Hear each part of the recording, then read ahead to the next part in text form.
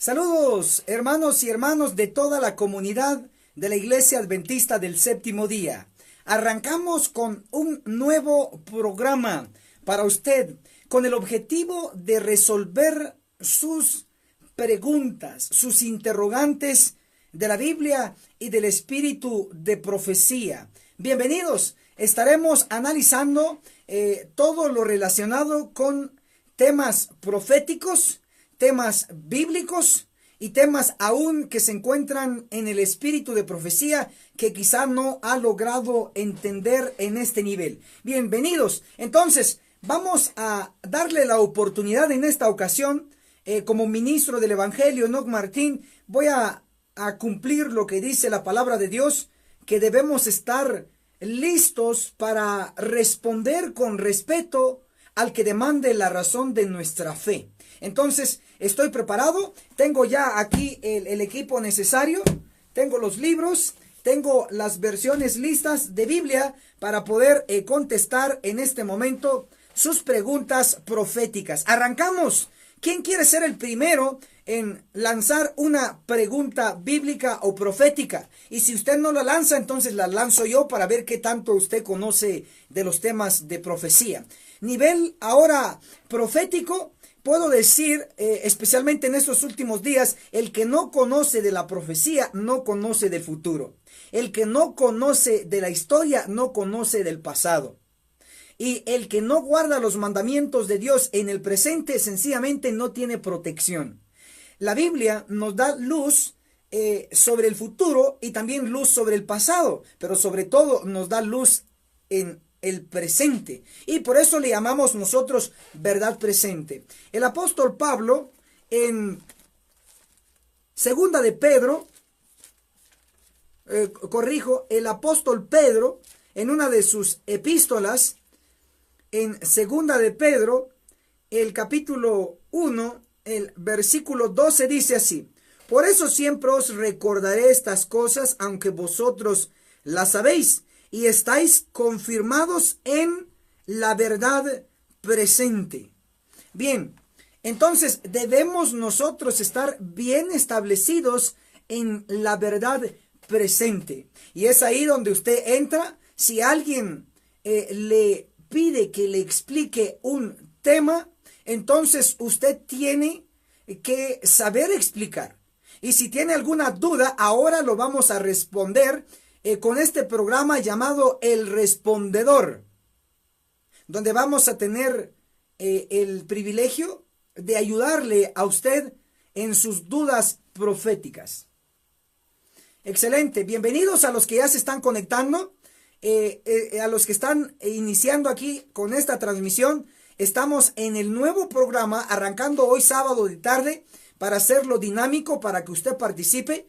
Vamos a responder sus preguntas proféticas, sus preguntas bíblicas que no ha comprendido. Si no lo ha comprendido, hágalo. Hemos tocado varios temas, le voy a poner los temas que hemos estado tocando. Si hay algo que no le quedó claro, aproveche ahora para resolverlo. Hemos tocado los temas de las 3 clases de enfermedades bíblicas. Hemos tocado el tema del juicio de los vivos, Ezequiel 9. Hemos tocado el juicio investigador de los muertos. Hemos tocado con ustedes los temas, la serie de las resurrecciones. La primera resurrección de Primera de Tesalonicenses 4:16, que va a ocurrir justo en la segunda venida de Cristo. Hemos estudiado la resurrección de Daniel 12, verso 2, donde se van a levantar adventistas del séptimo día fieles, y también a la par se levantarán los que crucificaron o traspasaron a Jesús. Hemos tocado también la resurrección de Ezequiel 37. Hemos tocado recientemente la serie de las guerras, la Primera Guerra Mundial, la Segunda Guerra Mundial, la Tercera Guerra Mundial. De todos esos temas que hemos estado tocando, si usted tiene alguna pregunta, aproveche y vamos a resolverlo en esta ocasión. Bien, haga sus preguntas allí en los comentarios. Mientras usted escribe allí su pregunta, voy a contestar una de las preguntas que por lo general me han estado haciendo. El ministro Enoch Martín, en relación al juicio de los vivos, lo de Ezequiel 9 ya se cumplió en el pasado? ¿Se cumplió ya en algún evento? ¿O lo tenemos que esperar todavía en el futuro? Bueno, para responder eso, le voy a mencionar que en ningún momento de la historia sagrada se ha cumplido lo que está descrito en Ezequiel capítulo 9, por varias razones. Número uno, el profeta Ezequiel estaba cautivo en Babilonia. Por lo tanto, el profeta Ezequiel no pudo llevar su mensaje a todo el pueblo de Israel. Porque recuérdense que el pueblo de Israel estaba esparcido para ese entonces entre las naciones y ya había perdido su identidad racial. Y el pueblo judío estaba también cautivo en Babilonia. Entonces, para ello le voy a invitar a que vayamos a Ezequiel capítulo 1. Ahí nos da luz e información sobre dónde se encontraba el profeta Ezequiel cuando recibió la luz, la información que está en el 9º capítulo, Ezequiel 9. Pero ahora le leeré para que tenga el contexto. Ezequiel capítulo 1, dice el verso 1. En el día 5 del cuarto mes del año 30, estando yo entre los exiliados junto al río Quebar, los cielos se abrieron y tuve visiones divinas. Si usted observa, el profeta Ezequiel estaba justo en Babilonia como un esclavo. Ahora usted va a ver que la información que está descrita en Ezequiel capítulo 9, esa información era para la casa de Israel y la casa de Judá. Pero la casa de Israel, las 10 tribus ya estaban esparcidas y habían perdido su identidad. Y la casa de Judá estaba cautiva. De hecho, ojo, Daniel estaba cautivo en el palacio. Ezequiel estaba cautivo entre los que hacían ladrillos, por mencionar así, entre el esclavo raso. Entonces, aunque Daniel y Ezequiel estaban juntos en Babilonia, no estaban en el mismo lugar de trabajo, porque Daniel estaba en la corte y Ezequiel estaba allí con los esclavos rasos, ahí en los trabajos forzados, etc. Entonces, estando allí es cuando Ezequiel recibe esta visión. Y si uno lee Ezequiel capítulo 9, miren para quién se aplica. Ezequiel 9, versículo 9, dice: me respondió, la maldad de Israel, las 10 tribus, y de Judá, 2 tribus, es sobremanera grande. Ojo, Israel, 10 tribus, Judá, 2 tribus, 10 más 2 dan 12 tribus. Las 12 tribus, oído a esto, las 12 tribus forman el pueblo completo. Pero como Ezequiel se cumple y se va a cumplir, mejor dicho, en la denominación en la iglesia adventista del séptimo día, y la iglesia adventista es el Israel moderno, entonces el pueblo hoy es la iglesia adventista del séptimo día. Entonces, Ezequiel capítulo 9 no solo es para los de Judá o parte del pueblo, sino que es para todo el pueblo, como dice aquí, Israel y Judá, el pueblo completo. Pero cuando Ezequiel recibe esta información de Ezequiel 9, Ezequiel está en el cautiverio, está como esclavo. Además, vamos a notar que Ezequiel nunca llevó el mensaje a toda la tribu de Judá y mucho menos a todas las 10 tribus que se llamaban Israel, porque primero Ezequiel estaba cautivo, no podía salir. No tenía la libertad de ir y buscar a los israelitas. No pudo. Ahora noten, Ezequiel capítulo 2, versículo 6 dice, la última parte: no tengas miedos de sus palabras ni temas ante ellos, porque son casa rebelde. Ahora, si observa, Ezequiel capítulo 2, el verso 3 dice, me dijo, hijo de Adán, yo te envío a los israelitas, gente rebelde que se levantaron contra mí. Entonces, Ezequiel recibe este mensaje, todos los capítulos, y Dios lo envió para los israelitas. Pero señores, los israelitas estaban en cautiverio y habían sido esparcidos por la nación de Asiria.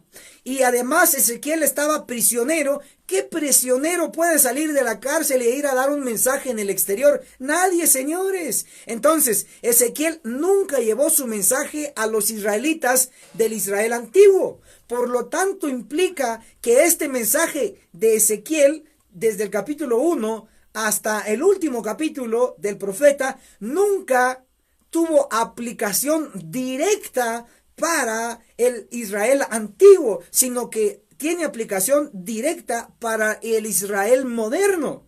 Hoy, la iglesia adventista del séptimo día es el Israel moderno. Usted que me está viendo es un israelita, es decir, es un adventista del séptimo día. Pero no lo digo yo, lo dicen estos libros. Y uno de ellos voy a utilizar ahora, Joya de los Testimonios, el tomo 3, en la página 363 y 364 dicen así: para obtener y conservar la pureza, los adventistas del séptimo día, el Israel de hoy. ¿Entendieron entonces de que Ezequiel es enviado por Dios, le da una misión? Ezequiel lleva este mensaje a los israelitas porque ellos son rebeldes, son casa rebelde, pero llévales este mensaje. Pero Ezequiel nunca salió de su cautiverio. Nunca pudo llevar el mensaje al Israel antiguo. Por lo tanto, el mensaje de Ezequiel que hoy tenemos en su libro se aplica para los israelitas modernos, es decir, para la iglesia adventista del séptimo día. Entonces, usted tiene que comprender este punto, que Ezequiel capítulo 9 nunca se cumplió en el pasado.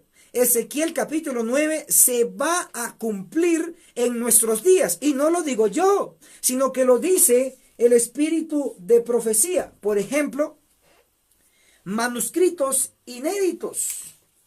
El tomo 1, en la página 241, declara así: estoy respondiendo una de las preguntas que muchos me han hecho en relación a Ezequiel 9, si ya se cumplió o se va a cumplir. Ya expliqué bíblicamente que nunca se pudo haber cumplido porque nunca el mensaje de Ezequiel llegó al Israel antiguo, sino que este mensaje de Ezequiel es para el Israel moderno. Pero para aquellos que tienen todavía algunas dudas, le voy a leer una cita de la pluma inspirada de Elena G. de White en Manuscritos Inéditos, el tomo 1, en la página 241 dice así: estudien el capítulo 9 de Ezequiel.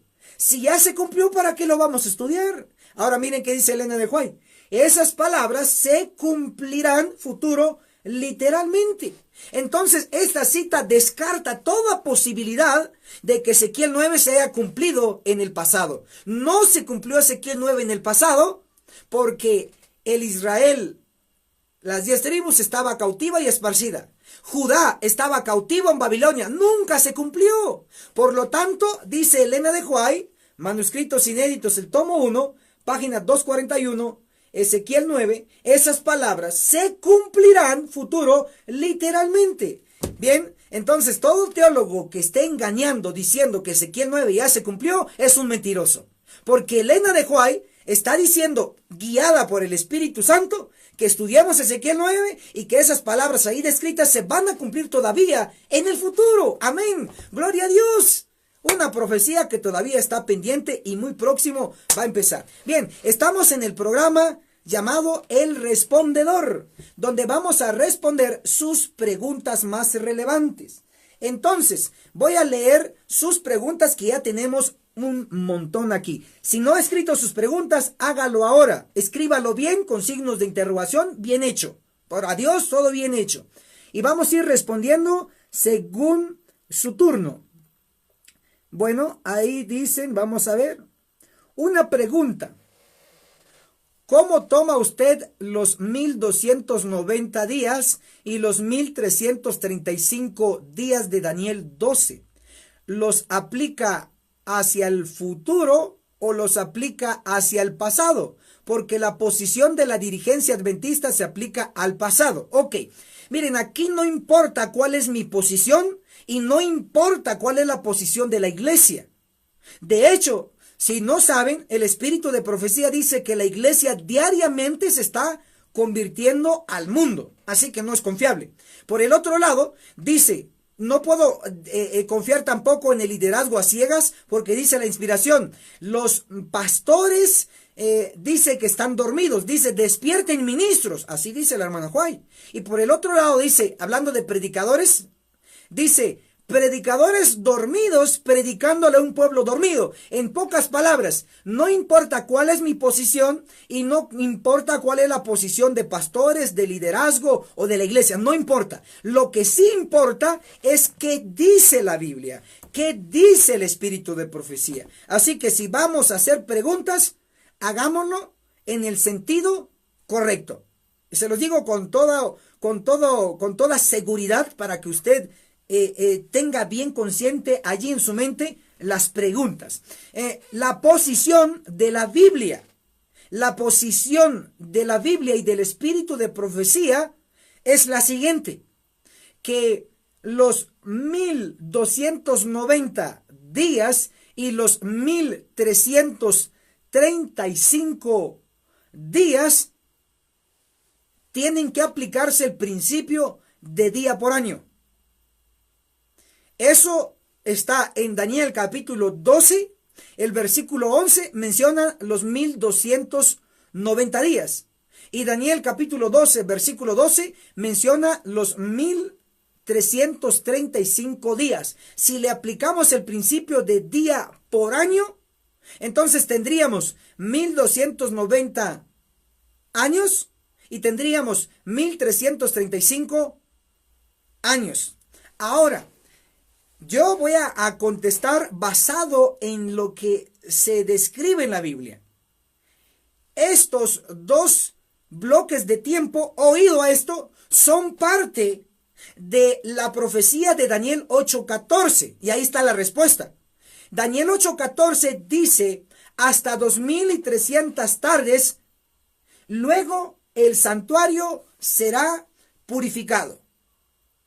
Entonces, los 2300 días de tardes y mañanas, días completos, empezaron en el 457 antes de Cristo y terminaron en el año 1844. Oído esto, al que pregunta.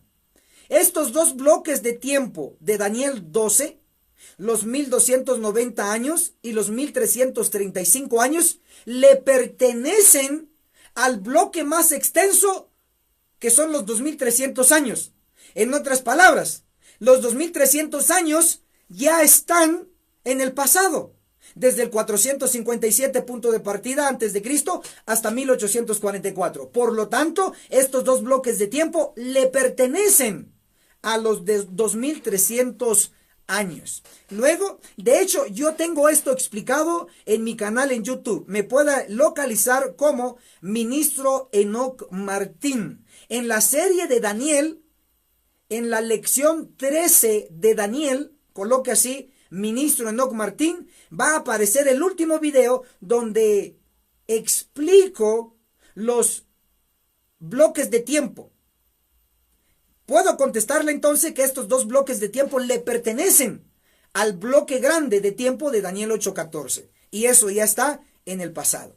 Bien, ahora vamos a ver otras preguntas, solo que aquí en el celular no me permite leer. Voy a ver si puedo leérselo desde mi computadora. Permítame unos segundos. Allí haga su pregunta mientras yo enciendo aquí esta computadora para poder leer su pregunta. Siga haciendo sus preguntas porque estamos en el programa nuevo llamado El Respondedor, resolviendo sus preguntas de la Biblia y del espíritu de profecía. Bien, vamos a ver aquí si puedo leer sus preguntas porque aquí en el celular no me está dejando. Vamos a ver. Sígalas haciendo. Es vital el resolver preguntas. ¿Por qué? Porque si usted no las resuelve, tiene dudas y la duda es un demonio. Bien, vamos a leer aquí, ya tenemos aquí. Vamos a leer sus preguntas en la sección de los comentarios.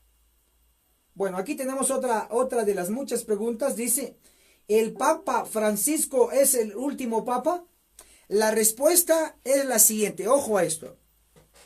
Por primera vez en la historia del papado y de la humanidad, por primera vez tenemos a un papa latino y directamente un papa argentino. Miren cómo rima: papa latino, papa argentino. Por primera vez en la historia.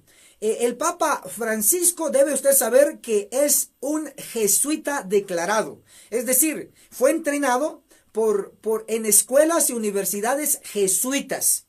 Él es de la Santa Orden, así le llama el espíritu de profecía, que se autodenominan la Santa Orden. Y los jesuitas hacen ciertas promesas de aún dar la vida de ser necesario, y dan ese pacto.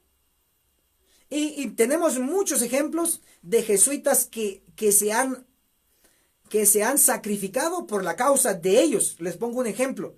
El capitán que iba manejando el Titanic era jesuita. Ese jesuita recibió una orden de hundir el Titanic y hundió el Titanic. Y recibió la orden que tenía que morir con el Titanic y murió con el Titanic. O sea, estamos hablando de una orden que es más obediente al Papa Negro. Entonces, la pregunta de María Costa dice: ¿el Papa Francisco es el último papa? La respuesta es la siguiente: puede ser que sea el último papa. Sin embargo, no tenemos luz en relación a quién es el primero y quién es el último papa. ¿Por qué digo esto? Porque según la teología católica, el primer papa fue el apóstol Pedro. Pero es imposible. ¿Por qué?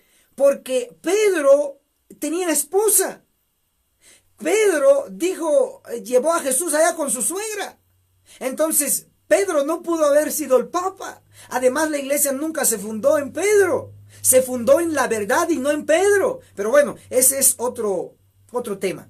Pero en resumen, no tenemos luz debido a que solo podemos saber de que estamos realmente en los últimos días del tiempo de fin.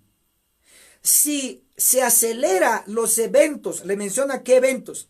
Si se acelera los eventos, en este caso próximos, como el juicio de los vivos en la iglesia, y luego ley dominical, y luego durante la ley dominical se dé el fuerte pregón, si fuese así, entonces muy posible pudiera ser el Papa Francisco el último papa de la historia.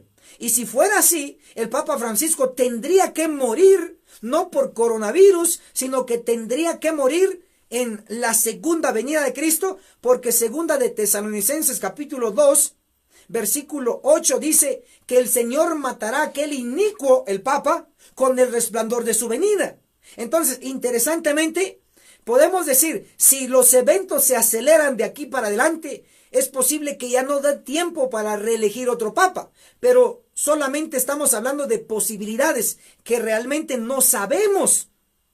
Ojalá quisiéramos que este fuera el último papa, y ojalá que Donald Trump fuera el último presidente de Estados Unidos, y ojalá que ya inmediatamente venga la purificación de la iglesia, porque si viene una vez la purificación de la iglesia, aceleraría las demás secuencias de eventos. Bien, otras preguntas tenemos aquí.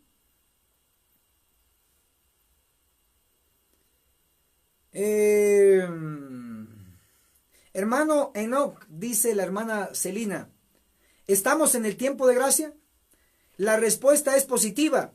Estamos en el tiempo aún de gracia. Usted tiene que comprender, hermana que hace su pregunta, hermana Celina Quiñones, el tiempo de gracia es relativo. Le explico esta frase. El tiempo de gracia se puede cerrar individualmente y aún seguir la gracia para otro. Se lo voy a poner en un ejemplo con eventos. Por ejemplo, el diluvio que tenemos ahí al fondo dice el diluvio en tipo y antitipo. El diluvio, el de Noé, el que ocurrió a los 600 años de la vida de Noé, el diluvio, cuando se cerró la puerta del arca, se cerró la gracia para los antediluvianos. Aunque se cerró la gracia para los antediluvianos, todavía no se cerró la gracia ni para Noé, ni para sus hijos, ni para su familia. Después de que se cerró la gracia para los antidiluvianos, la gracia siguió vigente dentro del arca y después del arca o después del diluvio. De hecho, déjenme ponerle otro ejemplo. La gracia se cerró también, pero específicamente para dos ciudades. Génesis 18, Génesis 19 nos presenta que Sodoma y Gomorra fueron eliminados porque se les cerró la gracia. Aunque se les cerró la gracia a Sodoma y a Gomorra, no se les cerró la gracia a otras ciudades. Lo voy a poner desde otra perspectiva más importante. La gracia, entre el cierre de la gracia para el mundo y el cierre de la gracia para la iglesia, le digo que primero se va a cerrar la gracia para la iglesia y de último se va a cerrar la gracia para el mundo. Ahora le explico por qué. Porque la iglesia adventista del séptimo día tiene mucha luz, mucha información. Tenemos el Antiguo Testamento, tenemos el Nuevo Testamento, tenemos todos los libros de Elena de White que si los juntáramos uno sobre otro, serían 3,5 metros de libros. O sea, mucha información en el ámbito de la salud, de la educación, de la profecía, etcétera, etcétera, etcétera. Somos un pueblo muy informado. Si hay ignorantes dentro del pueblo, que lo hay por montón, no es porque no hay luz, sino porque no leen y no estudian. Y cuando surge un predicador como de mi estilo, donde dedicamos profecía a la verdad presente, pues sencillamente no les interesan los temas. Prefieren estar escuchando del amor, prefieren estar escuchando del Día de la Madre, del Día del Padre, temas de la Navidad. O sea, todas las temitas ahí sencillitos y diabólicos les gusta escuchar, pero los temas proféticos no les gusta. En otras palabras, la gracia se va a cerrar primero para la iglesia cuando inicie la matanza de Ezequiel 9 y mueren por los 5 ángeles con sus espadas, van a morir los que no reciban el sello dentro de la denominación. Entonces diremos, se cerró la gracia para la denominación. Pero el hecho que se cerró la gracia para los que no tuvieron el sello dentro de la iglesia no implica que la gracia se haya cerrado para el mundo, sino que todavía va a estar abierta para el mundo, porque los 144,000 van a dar el fuerte pregón. Después de que se cierre la gracia para la iglesia, todavía va a haber una gran multitud que se va a salvar de todo el mundo. Bien, ahí respondimos su pregunta. Vamos a ver otras preguntas que nos están haciendo. Dice la hermana Sofía Herrera Chuquisuta. Bueno, es muy posible que nos está viendo allá en Sudamérica. La pregunta de ella es, ¿qué es el fuerte pregón? Oído esto, el fuerte pregón viene de un grito. Si hablamos de un animal, el fuerte pregón de un animal, pongamos el ejemplo de un león. De hecho, les voy a leer una cita aquí contestando la pregunta. Aproveche a hacer sus preguntas ahora en el programa El Respondedor, con Biblia y con espíritu de profecía. Mientras yo contesto algunas preguntas, usted siga haciendo sus preguntas y movamos esto. Reacciones, si no ha reaccionado al video, dele me gusta, me encanta, etcétera. Comparta esta transmisión con otros, movamos el video. Porque de lo contrario no va a aprender todo el pueblo. Queremos que todo el pueblo aprenda. Bien, gracias por estar compartiendo. Le voy a leer una cita para contestar la pregunta de nuestra hermana sobre el fuerte pregón. Por ejemplo, en el Antiguo Testamento nos menciona uno de los profetas menores. Aquí dice en Amós, capítulo 1, el versículo 2, hablando del fuerte pregón, pero le voy a poner un fuerte pregón desde el ángulo de un animal. Aunque esto es simbólico, pero es de un animal. Miren cómo dice. Amós 1, versículo 2. El Señor rugirá desde Sión y dará su voz desde Jerusalén.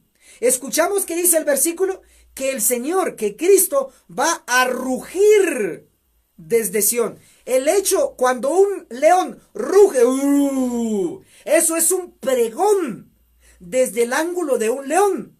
Pero ¿qué es un pregón desde el ángulo humano? Un pregón es dar un mensaje con poder, con fuerza, que resuene en toda la tierra. Le voy a poner un ejemplo de un fuerte pregón que ya ocurrió en el pasado.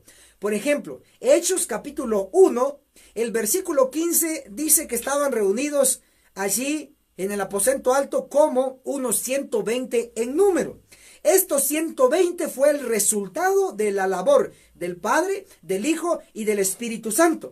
Entonces, los 120 alumnos entrenados por Cristo dieron un fuerte pregón en su tiempo. ¿Cómo así que fuerte pregón? Bueno, estos 120 en Hechos capítulo 2 se menciona que recibieron el poder del Espíritu Santo. Y con el poder del Espíritu Santo, ellos fueron y hablaron en diferentes idiomas y predicaron, dieron el pregón, el mensaje de que Cristo era el Hijo de Dios, de que Cristo fue crucificado y de que Cristo resucitó. Eso, ellos con el poder del Espíritu Santo que recibieron, dieron un fuerte pregón, algo tan poderoso que llegó en todo el imperio romano. Tan poderoso fue que uno de los emperadores como Nerón empezó a eliminar a los cristianos porque su mensaje era tan poderoso que había contaminado positivamente todo el imperio de Roma. Entonces los 120 en el pasado dieron un fuerte pregón, un mensaje fuerte que alcanzó el mundo de su tiempo. Ahora, en nuestro tiempo, se está seleccionando, hermana que me está haciendo la pregunta, se está seleccionando un número selecto. Y este número selecto va a dar el fuerte pregón en nuestro tiempo. Apocalipsis 7, versículo 3 y Apocalipsis 7, versículo 4 menciona a los 144,000 sellados, israelitas, adventistas del séptimo día. Los 144,000 que van a sobrevivir la matanza de Ezequiel 9, realizada por 5 ángeles con espadas, los 144,000 sellados sobreviven y van a dar un fuerte pregón, es decir, un mensaje poderoso con el poder del Espíritu Santo a todas las naciones, y entonces van a traer una gran multitud. Miles se van a convertir en un día, así como Pedro predicó cuando recibió el poder del Espíritu Santo. En un solo sermón, en menos de 15 minutos, convirtió 3,000. Ahora imagínense, 144,000 predicando juntos en todo el mundo con el poder del Espíritu Santo. ¿Cuántos van a convertir en un día? Miles. Y van a juntar millones. Dice Apocalipsis 7:9 que una gran multitud que nadie podía contar. Entonces, hermana, contestando se pregunta, ¿qué es el fuerte pregón? Es el mensaje que van a proclamar los 144,000 llenos del poder del Espíritu Santo, llevando este mensaje a todo el mundo. Ese será el fuerte pregón. Vamos a ver otras preguntas y vamos a contestarlo en el orden que las vamos descubriendo aquí. Dice el hermano José: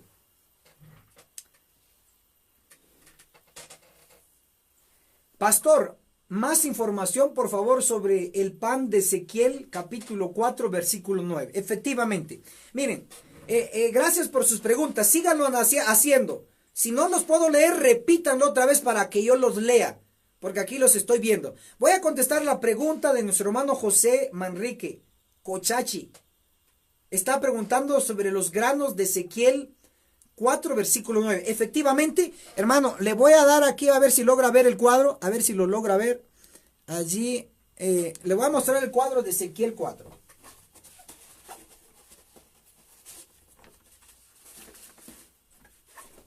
Aquí está.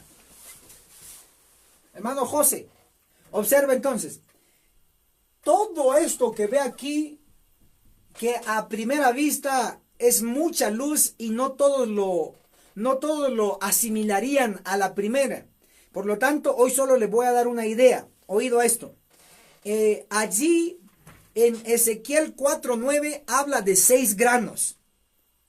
Entre los granos tenemos aquí, miren, el trigo, la cebada, las habas, las lentejas, el mijo o millo y la espelta o la avena. Son 6 granos. Entonces su pregunta ¿es saludable un pan de esos 6 granos? Ojo, aunque usted lo está aplicando literalmente, la profecía de Ezequiel 4, versículo 9, no tiene aplicación literal, sino que tiene una aplicación simbólica. Estos 6 granos son símbolos de 6 verdades.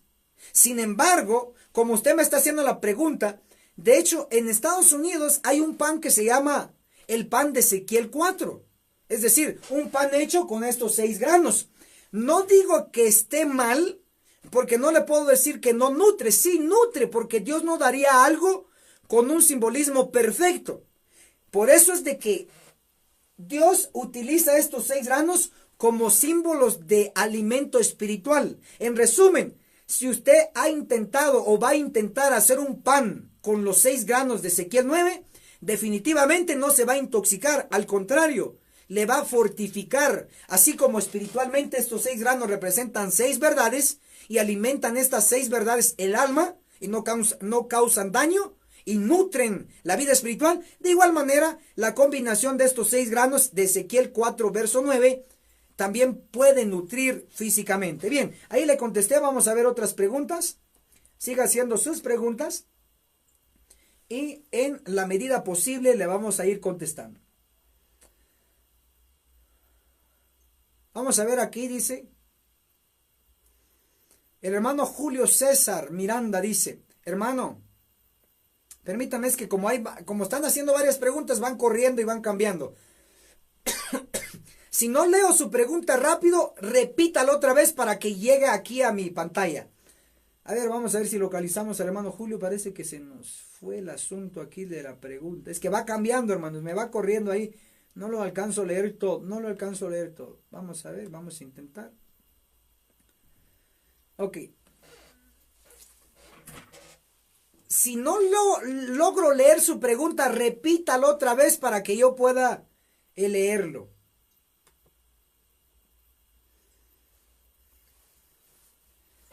Dice Damaris Quiroga Tirado, dice: después del juicio de los muertos y venido el juicio de los vivos, ¿habrá más muertes impías? Ok, noten, sí, efectivamente, después del juicio de los muertos viene el juicio de los vivos. Y en el juicio de los vivos van a haber muchos muertos por los 5 ángeles dentro de la denominación. Y van a morir aquellos que no obtengan el sello del Dios vivo. Pero después de que el juicio de los vivos pase y ocurra en la iglesia adventista, los que sobrevivan ya no van a morir, porque la Biblia y el espíritu de profecía les llama santos vivientes. Entonces la respuesta, hermana Damaris, es que después de los juicios de los vivos, los que van a quedar vivos, los 144,000, no van a experimentar muerte. ¿Que van a haber muertos entre los impíos del mundo? Sí, porque los impíos o paganos o mundanos dentro de la iglesia deben y tendrán que morir en la matanza de Ezequiel 9 realizada por los 5 ángeles con sus espadas. Entonces solo quedarían vivos los impíos del mundo. Pero los impíos del mundo van a ir muriendo no de un solo, sino por secuencias. Le voy a poner un ejemplo. En Apocalipsis 9 menciona la 6ª trompeta. Y la 6ª trompeta nos habla de 200 millones de caballos. Aquí observe esto. Estos 200 millones de caballos con cabeza de león, cola de serpientes. Los caballos en su boca de león, dice la Biblia, Apocalipsis 9, que van a sacar 3 elementos: humo, fuego y azufre. Y dice que estos van a destruir a ciertos impíos. O sea, lo que quiero mostrarle es que los impíos que queden vivos en el mundo después del juicio de los vivos, esos impíos no van a morir todos de un solo, ni de una forma. Algunos van a morir durante el fuerte pregón porque van a intentar atacar a los santos. Entonces los ángeles divinos van a intervenir y van a destruir al impío en el mundo. Otros van a sufrir en la caída de las plagas. Y otros, los que sobrevivan, ojo a esto, lo que voy a decir es profundo, pero no voy a dar el tema hoy, pero por lo menos lo voy a mencionar. Otros impíos van a ser quemados. Algunos impíos, como la bestia de 2 cuernos y el falso profeta, según Apocalipsis 19, van a ser lanzados en una especie de lago de fuego antes de que Cristo venga. Entonces, algunos van a morir por la destrucción de los ángeles en el mundo. Otros van a sufrir en la caída de las plagas. Y otros, como la bestia de 2 cuernos y el falso profeta, van a ser eliminados por el fuego antes de que Cristo venga. Y los que no murieron por la destrucción de algún ángel en el tiempo del fuerte pregón, y los que no murieron en las plagas, y los que no murieron en este fuego, entonces cuando Cristo va a venir en su segunda venida, los impíos del mundo, porque ya no van a haber impíos en la iglesia, los impíos del mundo van a morir con el resplandor de su venida. Por eso ven aquí ustedes la ilustración de la segunda venida. El león, el leopardo, el oso, el cuerno pequeño, juntos van a ser destruidos todos los impíos en la segunda venida de Cristo. Pero estos impíos que mueren en la segunda venida de Cristo no son los impíos dentro de la iglesia, porque los impíos dentro de la iglesia para ese entonces ya están eliminados en Ezequiel 9, en la destrucción que van a hacer los ángeles, previo al fuerte pregón.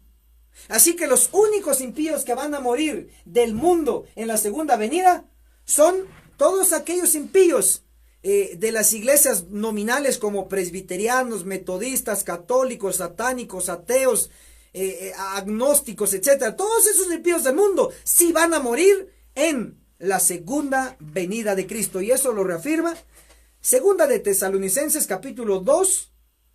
Versículo 8. Bien, vamos a ver si vemos otras preguntas, que hay varias, solo que aquí no me deja leer todas las preguntas, así que si no leo su pregunta rápido, otra vez hágala para que yo pueda leerlo, porque estoy en el programa ahora contestando sus preguntas. Bien. A ver, voy a pedir a mi esposa que me traiga mejor el celular, porque aquí no me deja leer todas las preguntas. Por ejemplo, aquí lo que puedo ver ahorita dice, hay otra pregunta, dice, ¿a dónde entra el zarandeo? Ok, miren, voy a contestar esta pregunta que sí la puedo ver aquí. Dice, ¿a dónde entra el zarandeo? Primero, el zarandeo se escribe con Z, zarandeo, no con S. Zarandeo literalmente es agarrar algo y agitarlo bruscamente. Eso es zarandeo. Ok, gracias. Gracias, porque aquí sí voy a poder leer bien los comentarios. Es que allá no lo podía leer. Pero estoy ahora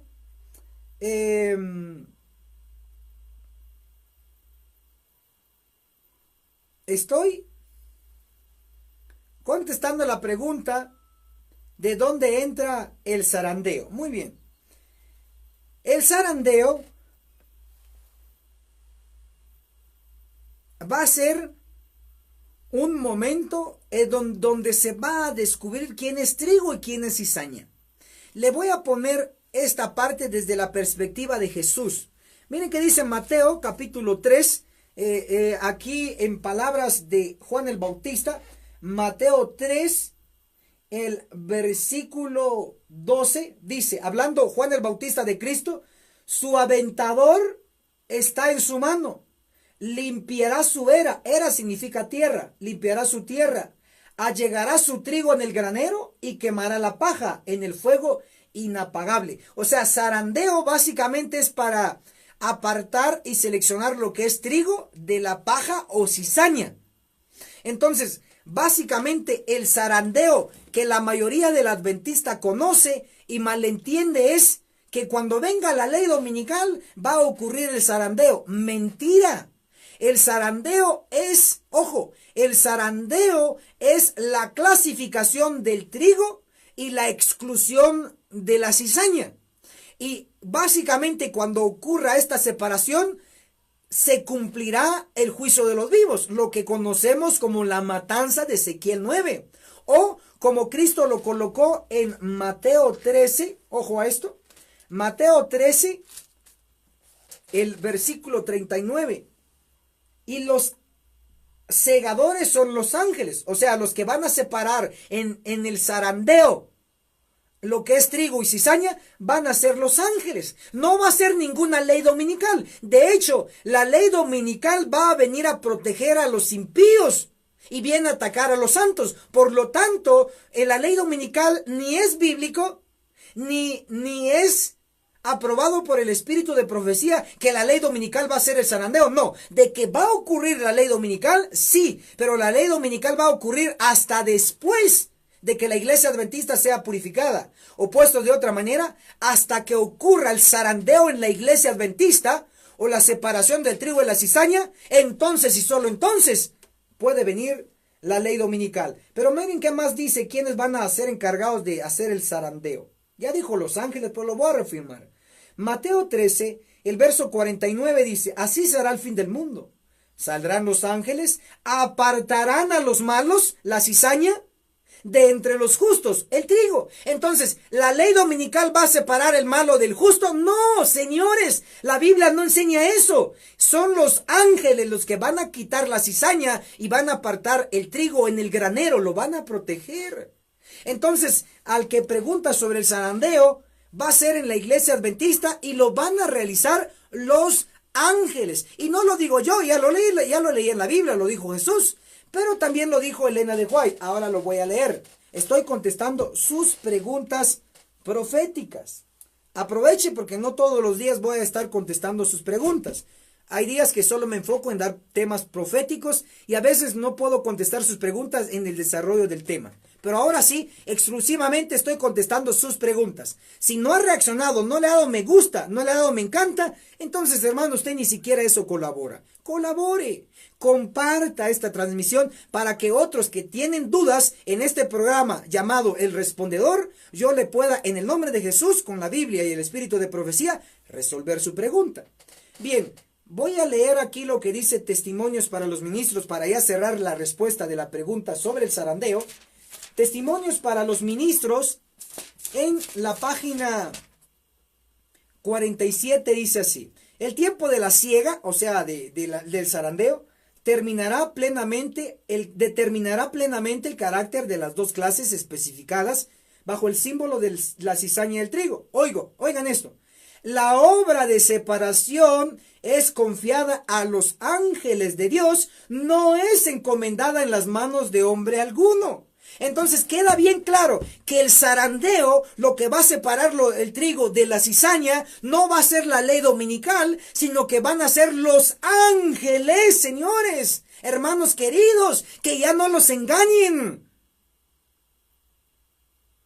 Los ángeles van a hacer el zarandeo. Última prueba que esto es tan importante que el adventista lo tiene tan confundido. Pero hoy en el nombre de Jesús lo estoy resolviendo con la ayuda del Espíritu Santo. Amós capítulo 9, versículo 8 y 9. Miren qué dice. Abra su Biblia, por favor.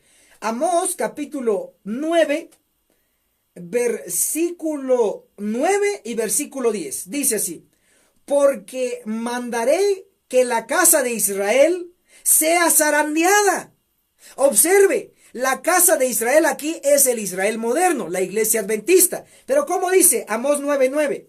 Porque mandaré que la casa de Israel, la iglesia adventista, sea zarandeada entre todas las naciones, como se zarandea el grano en su criba y no cae un grano en tierra. Capta que el zarandeo literalmente es separar el trigo, lo bueno, de la cizaña. ¿Quiénes van a separar el trigo de la cizaña? No el humano, como dijo Jesús, los ángeles son los segadores. Entonces, ¿quiénes van a provocar el zarandeo? No el humano, porque la ley dominical lo provoca el humano.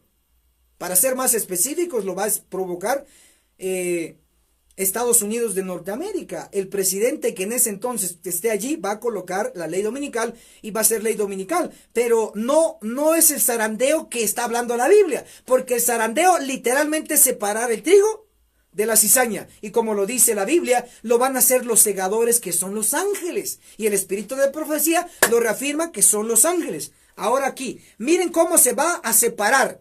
Ya de la forma figurada o parabólica es separar trigo de cizaña a través de ángeles. Pero aquí, solo aquí, en el profeta Amós, capítulo 9, versículo 9 y 10, nos va a decir cómo va a ser ese zarandeo. Si usted no lo cree, entonces es ateo de la Biblia. Por más que crea los versículos, Dios es amor, un nuevo mandamiento os doy, que os améis unos a otros. Si solo esos versículos acepta de la Biblia, entonces usted es hijo del diablo. Pero si usted acepta lo bueno y lo malo, las bendiciones y maldiciones que aparecen en la Biblia, usted cree en la Biblia y cree en el Dios de la Biblia.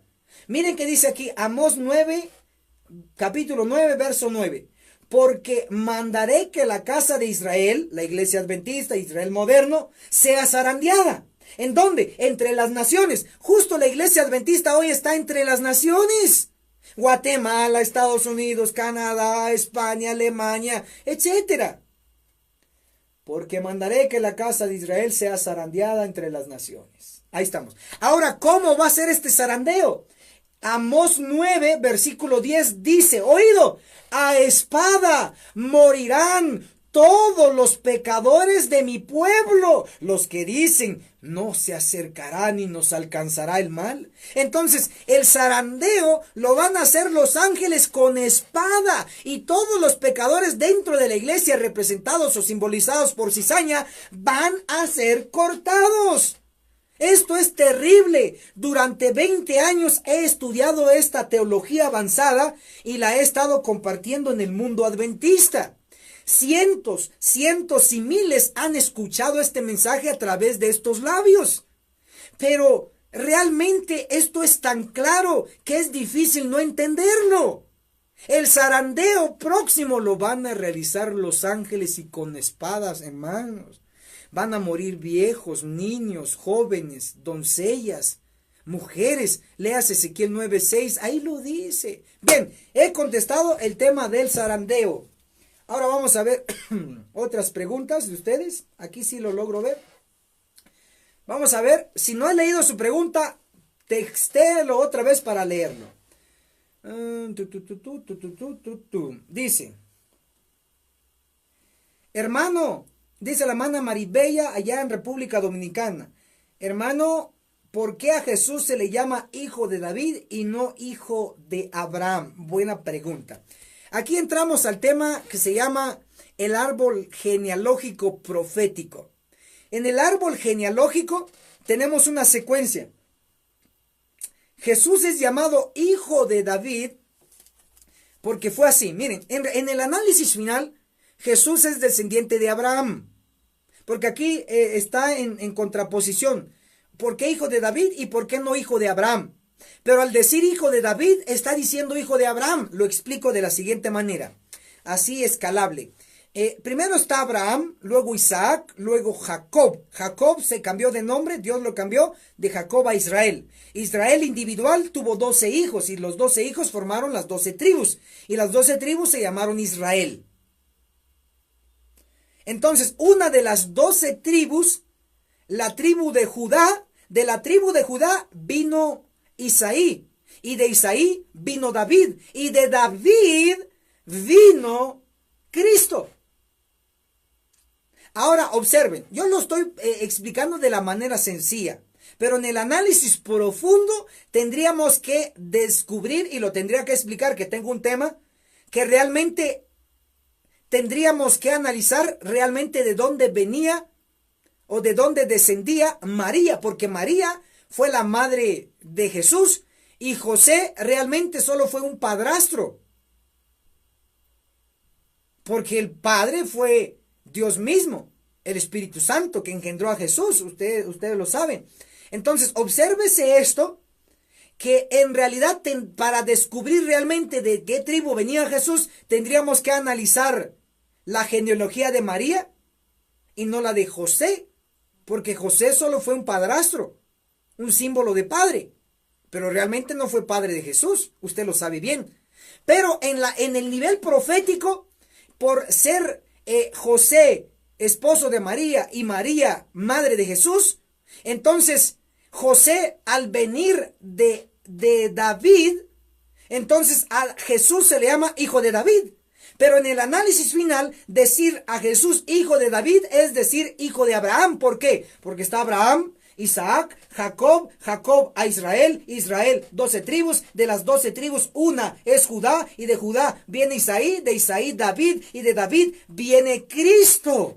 Entonces, la raíz inicial de David fue Judá, y de Judá fue Abraham.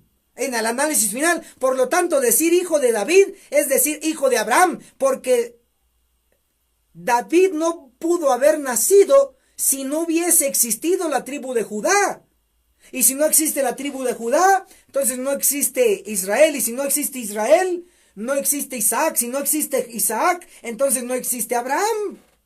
En resumen, le contesto, hermana, que decir hijo de David en el análisis final también es decir hijo de Abraham, porque David vino también del padre Abraham. Bien, vamos a ver otras preguntas. Dice la hermana Sofía Herrera, los 5 ángeles van a matar con espada a los impíos, ¿eso es el zarandeo? Correcto, lo entendió muy bien, excelente. Aunque vamos a ver otras preguntas, hágalo, siga haciéndolo para leerlo.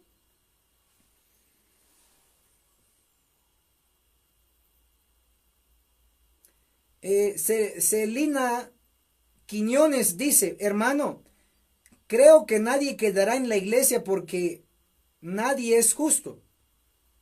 Pues fíjese que usted tiene mucha razón en el sentido que nadie es justo y nadie es digno. Sin embargo, déjenme decirle que Dios ha dado la instrucción de gemir y clamar contra las abominaciones de la iglesia. Si el que cumple esos 2 requisitos, gemir y clamar contra los pecados en la iglesia, si lo cumplen, entonces recibiría el sello. Y si recibe el sello, es la garantía de que va a ser protegido por los 5 ángeles. Entonces, la necesidad es urgente de gemir y clamar contra los pecados en la iglesia para recibir el sello. Es lo único que nos va a proteger, porque Ezequiel 9, versículo 6 dice, matad, le dice Cristo a los 5 ángeles, matad viejos, jóvenes, vírgenes, niños y mujeres. Pero, no llegaréis al que tenga la señal. Wow, ahí está la esperanza, hermana, que me pregunta.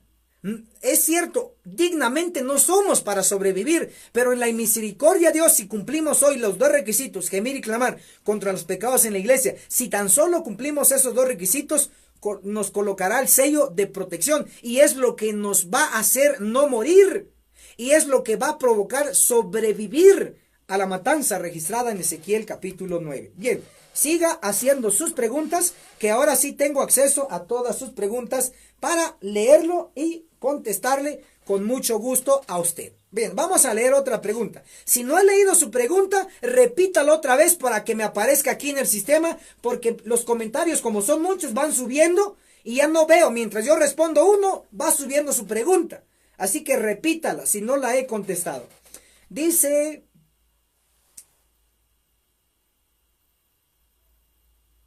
Freddy González, buenas tardes, pastor. Me conecté tarde a la transmisión. No oí el tema del zarandeo. Mi pregunta es, ¿cuándo comienza el zarandeo?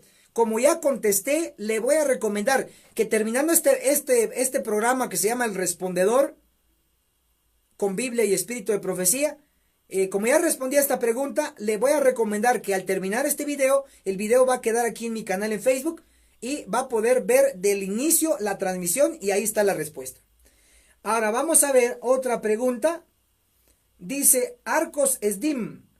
En los carteles que tiene atrás está la línea de los imperios donde está Babilonia, Medo-Persia, Grecia, Roma. Efectivamente, es cierto. Es muy buen observador. Está Babilonia, Medo-Persia, Grecia, Roma, representadas por las bestias correspondientes. También... dice, también está, creo que aquí es su pregunta, ¿también está Estados Unidos? Estados Unidos es parte de los 7 imperios, cabezas de la bestia espantosa de Apocalipsis 17. Yo entiendo que será otra bestia que surge de la tierra, Apocalipsis 13, 11 al 12, y no es parte de los 7 imperios, sino otro poder que hace que las naciones adoren a la primera bestia. Entonces, su pregunta de ustedes, me imagino que vio este cuadro, aquí vamos a ver si lo localizamos. Qué bueno que ustedes son observadores, me alegra porque estos cuadros son proféticos, son netamente para explicar los temas proféticos.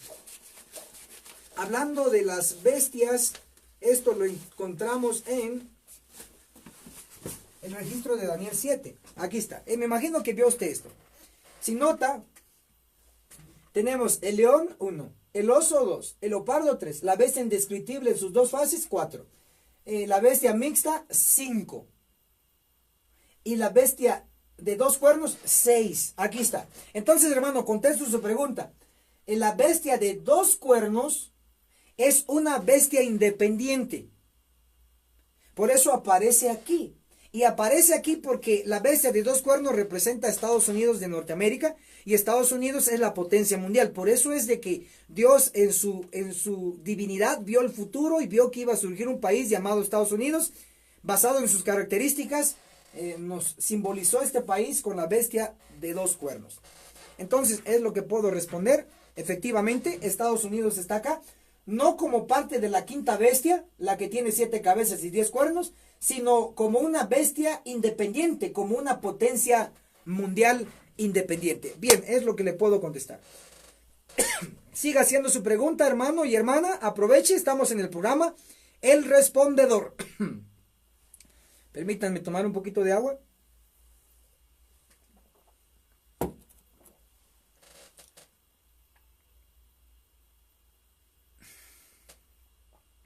La hermana Valeria dice, hermano, no, con el comienzo de la ley dominical es el comienzo del zarandeo. ¡No! Si no vio la respuesta que ya di del zarandeo, cuando termine el video, va a quedar el video aquí y va a ver, fue una de las primeras preguntas que respondí. Va a ver el tema ahí y salga de ese engaño. La ley dominical no es el zarandeo. Luego dice Sally Jiménez. Bueno, ahí estás dando tu comentario, pregunta, estoy respondiendo. Julio César, vamos a ver, aquí está. Aquí está su pregunta, ahora sí lo encontré. Hermano, dice, ¿qué diferencia hay en quedarse y ser sellado en la iglesia? ¿Qué vamos a hacer muy pocos que... A ver, hermanos, cuando hagan sus preguntas, escríbanlo bien para que yo pueda leer bien. Voy a leer otra vez, voy a intentar componer la pregunta. Hermano, ¿qué diferencia hay en quedarse y ser sellado en la iglesia? Que vamos a ser muy pocos. Que quedarse en el mundo si al final también vamos a ser salvos. Ojo, la diferencia es muy grande. Y para esto les voy a dar que solo existen 2 grupos en el tiempo del fin de salvos que no van a probar la muerte. El primer grupo lo tenemos en Apocalipsis capítulo 7, versículo 3, versículo 4 también, que habla de la iglesia Laodicea, del pueblo de Dios, el Israel moderno. Del Israel moderno van a ser sellados 144,000, que es la iglesia adventista del séptimo día. De ahí es donde Dios está seleccionando ahora este grupo selecto. Entonces, ¿qué diferencia hay entre estos salvos de la iglesia y los salvos del mundo? Porque Él dice, como que no tiene sentido que si yo me quedo en la iglesia, me salvo, si estoy bien. Pero si estoy en el mundo, también me salvo. No, si usted ya conoció la verdad que tiene la iglesia, como la verdad del sábado, la verdad de la santa ley de Dios, la verdad del santuario celestial, la verdad del juicio investigador de los muertos, la verdad de la reforma pro salud, la verdad de justificación por la fe que fue traído por los pastores John C. Waggoner en 1888. Si usted conoce todas estas verdades y luego prefiere irse al mundo, y pensando que allá en el mundo usted se va a salvar, mentira. ¿Por qué? Porque si usted ya conoció estas verdades, es su deber permanecer en la iglesia ayudando a alertar al resto de los miembros que se están sumando y a los miembros que ya están durante años pero no saben nada de profecía y no saben nada de los eventos que van a ocurrir. En otras palabras, el hecho de que usted obtenga información dentro de la iglesia, eso lo responsabiliza. Y si usted no lo vive, lo condena. Ya sea que se quede en la iglesia o se vaya al mundo. Si se va en el mundo, usted ya no se va a salvar en la gran multitud. No. Porque usted solo tiene la opción de ser parte de los 144,000 o morir antes de la matanza de Ezequiel 9 por muerte natural, morir antes y morir fiel y luego resucitar en la resurrección especial de adventistas de Daniel 12:2.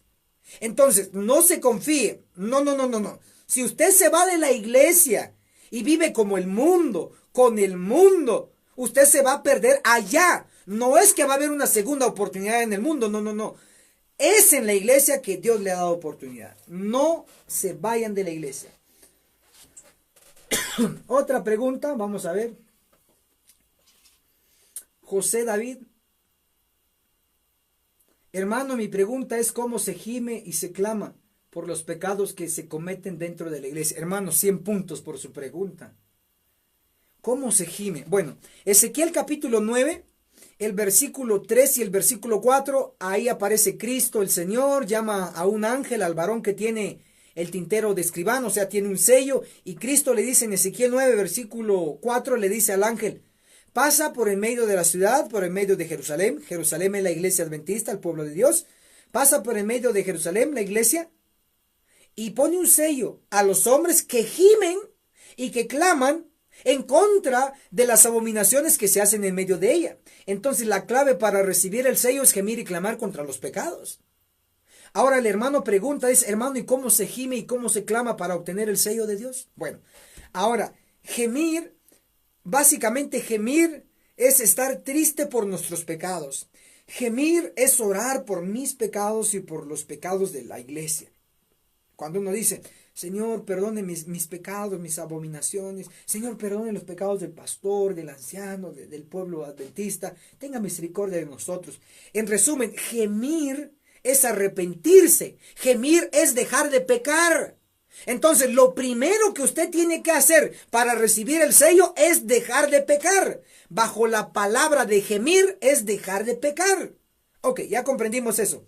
Ahora, ¿qué es clamar?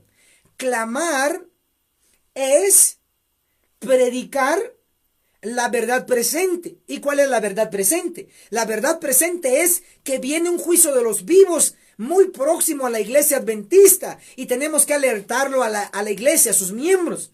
Eso es clamar, es predicar, enseñar lo que estamos aprendiendo, lo compartimos. Pero, ¿de qué manera? Isaías 58, versículo 1 dice: alza tu voz como trompeta. Por eso ustedes notan que cuando yo doy un tema, aún en este programa, El Respondedor, estoy respondiendo con voz de trompeta. O sea, no les estoy hablando: hermanos, giman y clamen.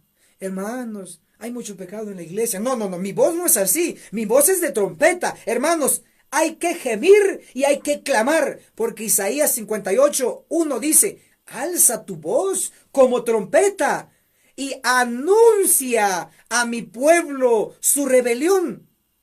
Dice Isaías 58, 1, clama a voz de trompeta. O sea, clamar es denunciar el pecado. Entonces, si usted está predicando, que le gusta predicar solo del amor de Cristo, le gusta predicar solo de la verdad de la gracia, le gusta predicar solo del tema del bautismo, pero nunca reprende al pueblo, nunca reprende el pecado de la mala vestimenta, el pecado de falta de reverencia en la iglesia, el pecado de los glotones que están en la iglesia, que comen carne, que comen queso, que comen huevo. Si usted nunca clama contra eso, que es un pecado hoy dentro del pueblo, el no respetar la reforma pro salud. No lo digo por un mormón. Si un mormón come cerdo, ¿qué me importa? Si un mormón se come un ratón, ¿qué me importa? Porque no es para ellos la reforma pro salud. Es para la iglesia adventista que Dios exige y pide la reforma pro salud. Entonces, si yo me quedo de mirón en la iglesia, el pastor comiendo carne, los hermanos comiendo carne, el pastor colocando una película ahí en la iglesia, los ancianos robándose los diezmos, y solo lo miro y no digo nada, entonces no estoy clamando. Entonces gemir es arrepentirse, dejar de pecar. Clamar es decir, es predicar, es enseñar todos los pecados que se estén cometiendo en la iglesia. Y claro, cuando usted va a clamar y va a decir la verdad dentro de la iglesia, no lo van a querer. Ya no lo van a dejar predicar en el púlpito. No lo van a permitir a que se relacione con los otros hermanos. Sin embargo, es el precio que tenemos que pagar. Así pagaron todos, así vamos a pagar nosotros. Es el precio que vamos a recibir, que vamos a pagar por recibir el sello del Dios vivo. Bien, ya expliqué entonces que gemir y clamar, muy importante para recibir el sello del Dios vivo. Vamos a ver otras preguntas. Si no he leído su pregunta, repítalo para que me aparezca aquí porque van subiendo. Dice así: Emilce Raquel dice: hermano, ¿el rapto o arrebatamiento es bíblico? El rapto, como lo enseñan los pentecostales, no es bíblico. No. Que un rapto secreto no es falso.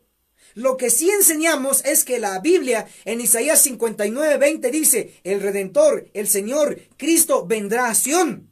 Eso sí, es una venida de Cristo a la iglesia adventista. ¿Y a qué va a venir Cristo a la iglesia adventista? A cumplir el juicio de los vivos, la matanza. Él va a venir a dirigir con vestimenta de venganza, con espada, como aparece Cristo allá en Josué capítulo 5, verso 13 y 14. Cristo con espada, o como la hermana Juárez lo vio en Testimonios para la Iglesia, el tomo 1, la página 175, dice, y vi al Señor en el cielo, sacándole filo a su espada. Eso sí, creemos que Cristo del cielo en algún momento se va a poner vestiduras de venganza, va a venir a la tierra y va a dirigir la destrucción de los 5 ángeles, provocando el juicio de los vivos en la iglesia. Eso sí creemos, pero un rapto secreto como los pentecostales, no. No. Vamos a ver otra pregunta.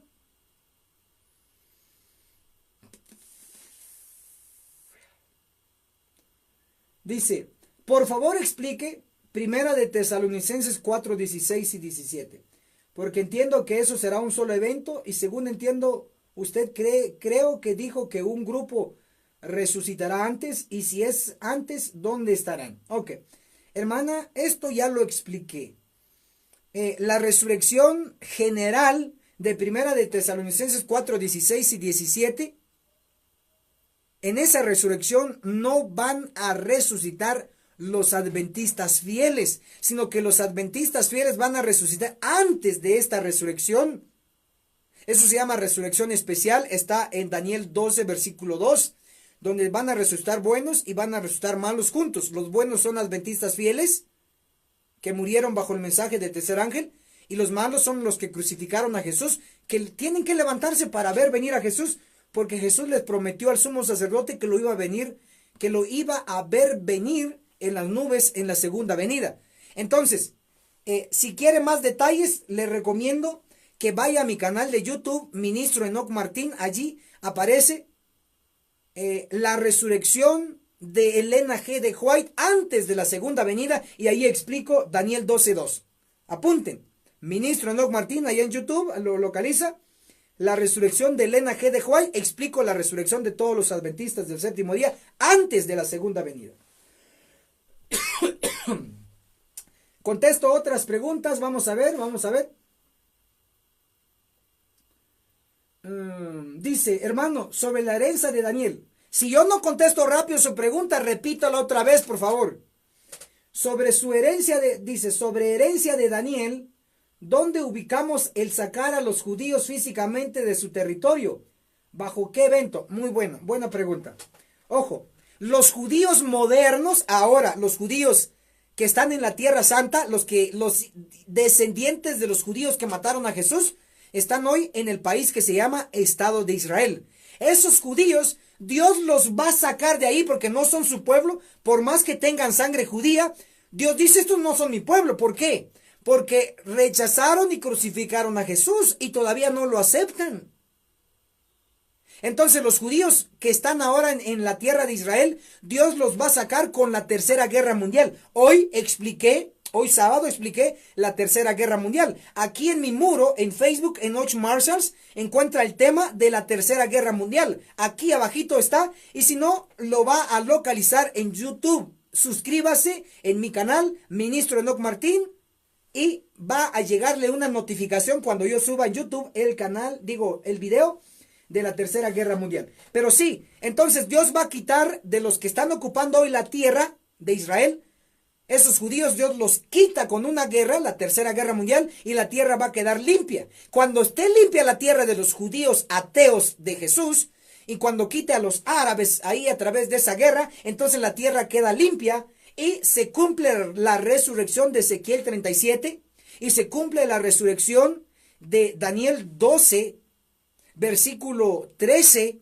donde se va a levantar Daniel y va a recibir su herencia, que es la tierra santa, porque él quedó casi toda su vida en el cautiverio en Babilonia. De hecho, murió en Babilonia, no llegó a la tierra. Entonces Cristo le ofreció la herencia que lo va a levantar en los últimos días. También Este tema de la resurrección de Daniel, de Abraham, de Isaac, de Jacob y del pueblo de Israel antiguo, esta resurrección especial de ellos, lo tengo explicado en YouTube. Ese sí ya está en YouTube. Localícelo como Ministro Enoc Martín. Ezequiel 37, la resurrección de Abraham y sus descendientes. Repito otra vez. Ezequiel 37, la resurrección de Abraham y sus descendientes. Ya está en YouTube. Por eso le digo, suscríbase en mi canal. Ok, vamos a otra. Que están haciendo muy buenas preguntas, hermano Félix dice, hermano, ¿puede explicar los 3 días y 3 noches de Mateo 12:40? Sí lo puedo explicar. Hermano, usted que está preguntando, hermano Félix Viñan, ya tengo un video donde explico todo esto, pero le voy a mostrar que sí domino el tema. O sea, no es que esté esquivando el tema, sino que sí lo domino, solo que como es un tema muy largo, o sea, no lo puedo dar aquí, ya mis pulmones están cansados, pero ya lo tengo grabado. A ver si le consigo aquí la gráfica. Vamos a ver. Vamos a ver. Los 3 días y 3 noches. A ver si aparece, que aquí tenemos muchos temas que todavía les tengo que explicar. Oren por mí para que el Señor nos dé más energía, para que el Señor nos dé todo lo necesario para las clases, que mi garganta pueda resistir. O sea, yo estoy entrenando para dar muchos temas de profecía, pero últimamente estoy enseñando todos los días estoy enseñando, y son horas. Yo doy temas de 2 horas, de 3 horas, y terminando las transmisiones sigo dando temas a hermanos en persona. O sea, les dedico tiempo, pues es lo que quiero decir. Vamos a ver, miren, no encuentro aquí la gráfica. Aquí está. Bueno, hermano, usted que pregunta, aquí está, miren, los 3 días y 3 noches de Mateo. Brevemente le voy a explicar el punto de partida de los 3 días y 3 noches. El punto de partida del primer día es cuando Jesús es juzgado legalmente por el Sanedrín, que fue un día jueves. De ahí empieza el punto de partida de los 3 días y 3 noches. Y concluyen los 3 días y 3 noches cuando Jesús resucitó muy de mañana el primer día de la semana. Ahí se cierran completamente los 3 días y 3 noches. Ojo, para que el que pregunta, los 3 días y 3 noches son exactamente 3 días y 3 noches. Porque algunos se atreven a decir que algunas horas del viernes más otras horas del sábado y otras horas del domingo tenemos 3 días. Mentira, eso no cuadra. Pero aquí miren, con este cuadro profético, exactamente 3 días, 1, 2, 3. ¿Ven? Hay 3 días. Ahora las noches, vamos a ver las noches. 1, 2 y 3. O sea, sí cuadra completo 3 días y 3 noches. Usted ven este símbolo aquí, es la famosa señal de Jonás. Si no la conocía, miren, hermosísima la señal de Jonás. Y no todo teólogo lo tiene y no todo teólogo lo entiende. Pero gloria a Dios que con mis pocos años de vida que tengo, ya lo comprendí y lo estoy enseñando. Pero si usted está bien interesado en este tema, hermano, allí en mi canal en YouTube me encuentra como Ministro Enoc Martín. Ya somos más de 7,250 suscriptores, estudiantes de profecía en YouTube. Encuéntreme, Ministro Enoc Martín. Dele suscribirse, dele clic en la campanita para que cada vez que suba video usted se dé cuenta. Pero ya este tema de la señal de Jonás ya está en YouTube. Coloque así, Ministro Enoc Martín, la señal de Jonás, los 3 días y 3 noches, y ahí le va a aparecer todo el tema. Lo explico con lujo de detalle. Voy a avanzar a otra pregunta. Si no ha leído su pregunta, hágala otra vez para que yo lo pueda leer, por favor. Dice así. Sally Jiménez hace una buena pregunta, dice, ¿los 144,000 es simbólico? La respuesta es no. Los 144,000 es un número literal. Y le voy a dar evidencia primero histórica y luego bíblica.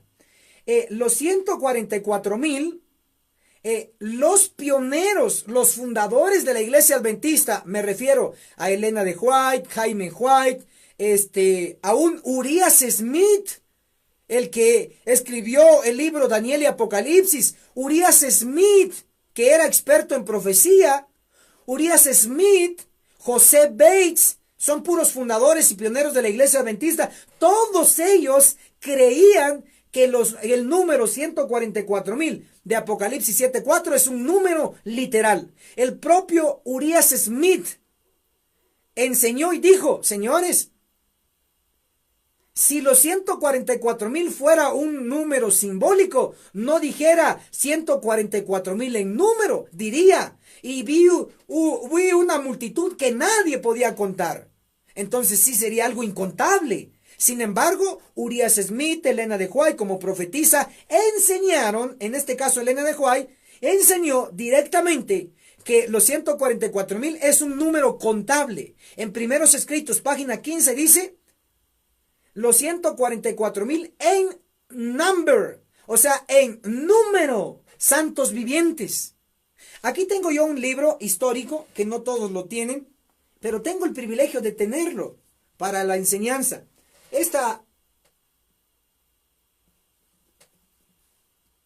Este libro, Cartas y Manuscritos con Anotaciones, tomo 1. Aquí tengo cartas inéditas de Elena de White.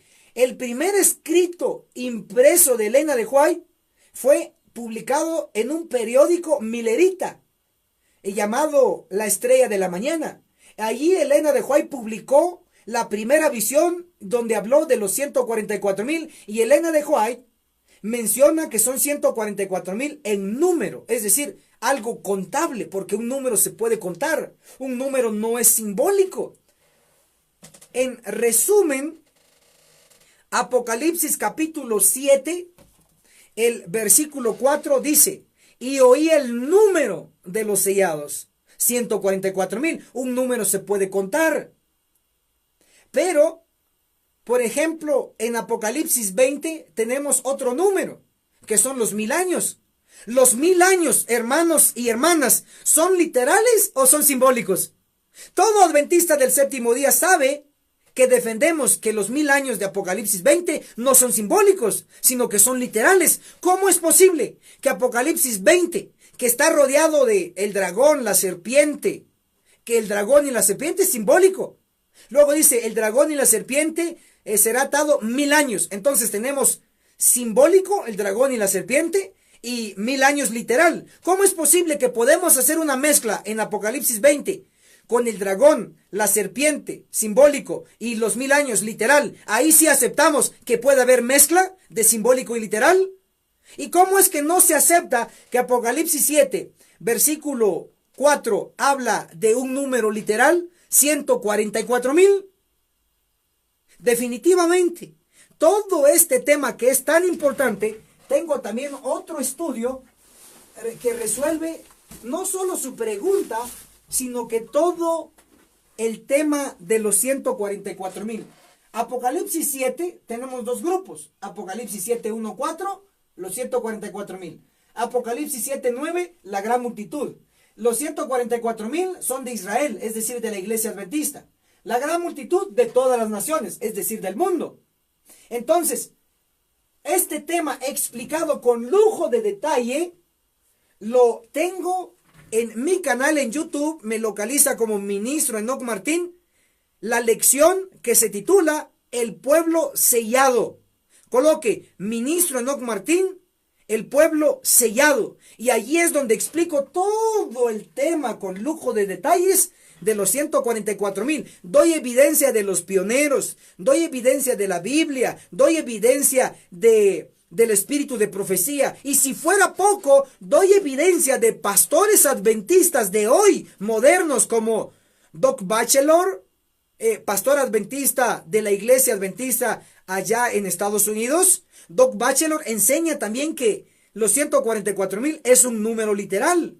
Y menciono otros pastores, o sea, doy mucha evidencia para demostrar que los 144,000 es un número totalmente literal, contable, ni uno más ni uno menos. Así es, amén.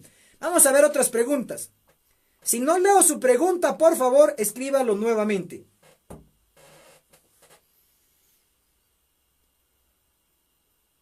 Bueno, hay muchas preguntas, no sé cuál voy a responder.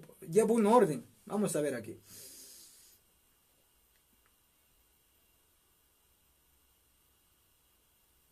Dice a su perspectiva personal, los 144,000 son el mismo grupo que la gran muchedumbre. Ya lo contesté, no son lo mismo, son dos grupos diferentes.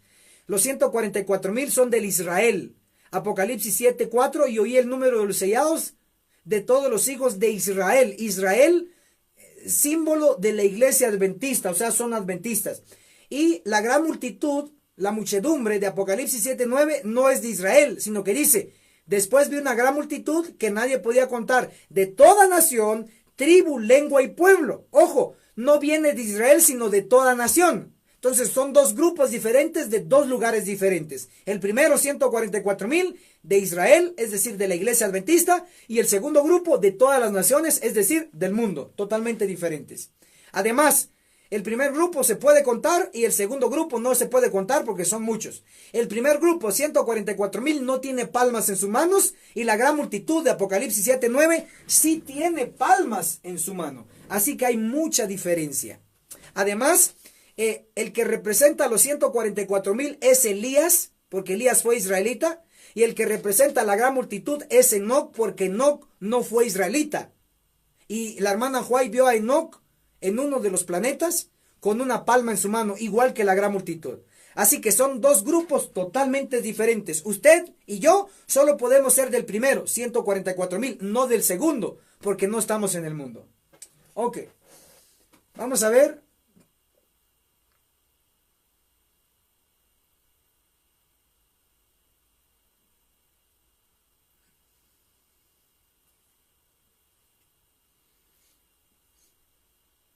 Vamos a ver. Dice amén. Yo sí lo entiendo, hermano. Dios le bendiga. Gloria a Dios por todos los que están entendiendo. Vamos a ver preguntas. La hermana Marcela Seven dice: hermano, ¿cuándo puedo saber que empieza el juicio de los vivos? Excelente pregunta, hermana Marcela. La señal, ojo, la fecha yo no lo sé. La fecha del inicio del juicio de los vivos, de la matanza de Ezequiel 9 por los 5 ángeles, no lo sé. Pero, ¿cuál va a ser la señal que nos va a indicar el inicio del juicio de los vivos aquí en la tierra? La señal va a ser el cumplimiento de la matanza que van a realizar los 5 ángeles. Es decir, se lo pongo así, hermana Marcela, allá en Perú. El juicio de los vivos no va a tardar un día. El juicio de los vivos aquí en la tierra va a tardar 7 días literales. Durante esos 7 días los ángeles van a estar matando con espadas a los que no obtengan el sello. Entonces, en el día 1 van a morir muchos adventistas por los ángeles. Cuando nosotros nos demos cuenta, como nos dimos cuenta con las muertes por el coronavirus, cuando nosotros nos demos cuenta que solo el sector adventista del séptimo día están muriendo sobrenaturalmente, no por una plaga, no por un accidente, no por una enfermedad, sino cuando nos demos cuenta que adventistas del séptimo día están siendo decapitados misteriosamente, nosotros sabremos que son con la espada de los ángeles. Cuando nosotros veamos muertos adventistas del séptimo día sobrenaturalmente cortados con filo de espada, entonces y solo entonces sabremos que el juicio de los vivos ha empezado en la tierra. ¡Wow! Y para lo que yo estoy diciendo, la cita es Amós capítulo 9 versículo 10: a espada morirán todos los pecadores de mi pueblo. Del espíritu de profecía, testimonios para los ministros, el tomo 1, página 175, donde la hermana White ve a Jesús en el cielo afilando su espada para cortar y dice, ojalá que todos los que profesan ser el pueblo de Dios supieran la obra de limpieza que Él está a punto de realizar. Entonces, hermana Marcela, allá en Perú, ¿cuándo puedes saber que empieza el juicio de los vivos? Cuando empiecen a morir de manera sobrenatural por espada de ángeles los adventistas infieles que no obtendrán el sello de Dios. Bien, ¿hay otra pregunta? Haga sus preguntas. Si no lo he leído, repítalo otra vez. Ya voy a contestar las últimas porque ya el sol ya se está ocultando y tengo que descansar. Y oren por mí.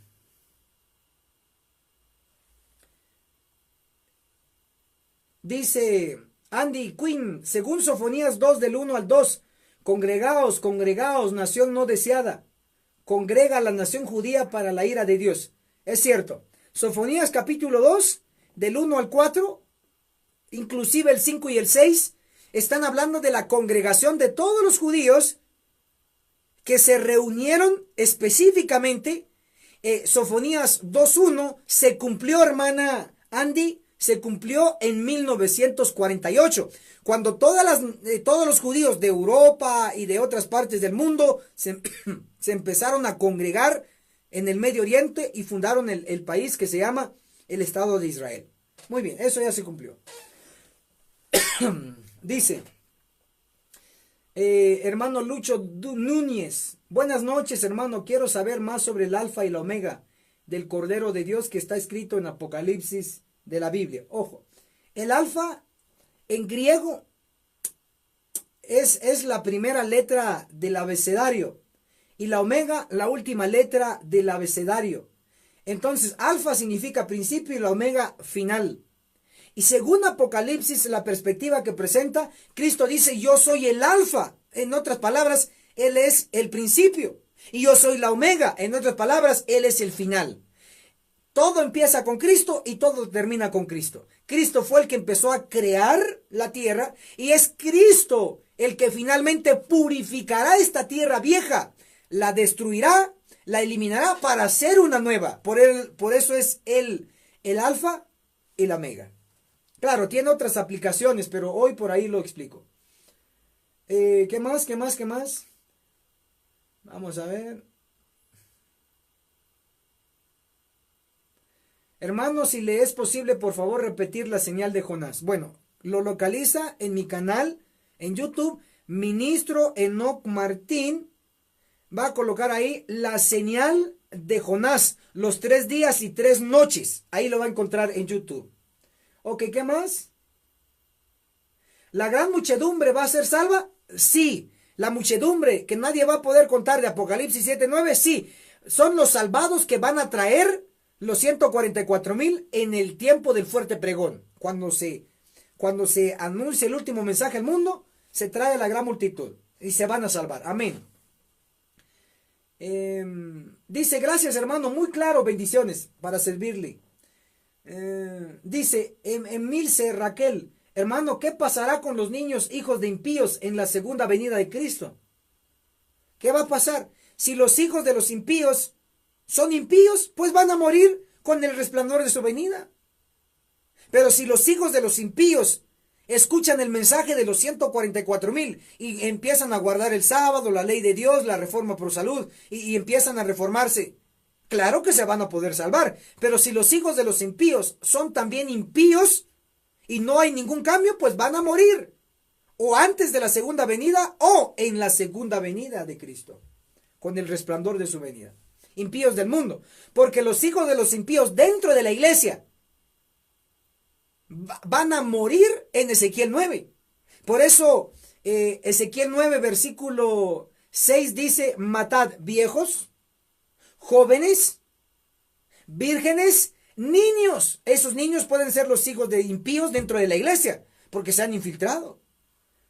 En pocas palabras, impío dentro de la iglesia, impío en el mundo, van a morir. Otra pregunta, vamos a ver que voy terminando.